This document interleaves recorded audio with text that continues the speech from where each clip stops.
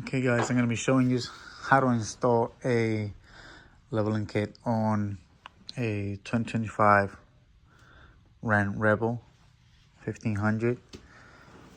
First we're going to be taking the wheels off, of course. It's already jacked up. And I'm going to show you step by step on what needs to be removed and how to do it. Alright, so I got a little ahead of myself, but what we're going to be doing is removing these two 16 bolts that are holding the caliper in. I went ahead and zip tie the caliper to keep it away from from the area that I'm working in. You're gonna be taking this nut of the upper control arm off. Once you get that out, you also gotta get the sway bar links.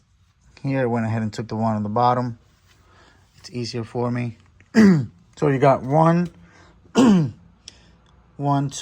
and the caliper, 3, 4, and then of course the bolt and nut that's holding the shock in. And right now I'm removing the nuts here on the top of the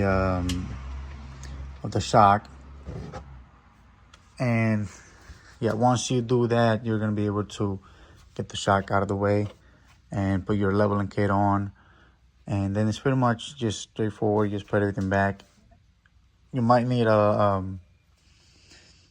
pry bar when reinstalling everything back, because the spacer is going to be pushing everything down, and you're going to have to bring this down for you to be able to put the nut back on. But what I did is that I used the jack that came with a truck.